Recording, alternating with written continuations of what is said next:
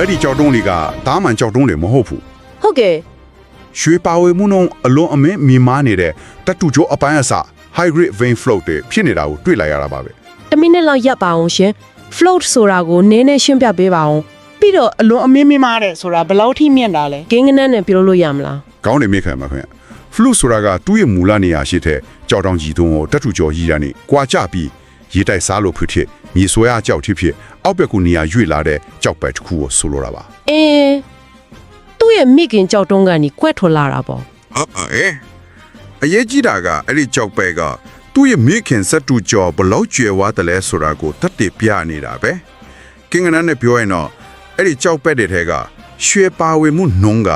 တတန်ကို1600 gram အထိရှိပါတယ် 1600ဟာကျမဒီနံပါတ်ကိုကြားလိုက်တာနဲ့တင်ချက်သေးထော်တယ် မယုံနိုင်စရာကင်္ဂနန်းပါပဲ ဒါကိုနားလည်အောင်ရှင်းပြရင်ဒီနေ့ခေတ်မှာအကျိုးအမြတ်ရှိတဲ့ရွှေတက်တူတွင်တော်တော်များများဟာတတန်ကိုရွှေ1 gram 5 gram လောက်ပါတဲ့တတူရိုင်းဒီကိုတူးနေကြတာ1600ဆိုတာကတော့တန်တာရီထုမှာပဲကြားဖို့တဲ့ကင်္ဂနန်မျိုးပဲ ဟုတ်ပါတယ်ရွှေချောင်းတစ်ခုကိုတောထဲမှာကောက်ရလိုက်တယ်လို့ပါပဲ အဲ့ဒီကြောက်ပေကိုတွေ့တဲ့ဘူမိဗေဒပညာရှင်ရဲ့ခန်းစားချက်ကိုမြင်အောင်ကြည့်လို့ရတယ်ရှင် အတီးကြပါပဲ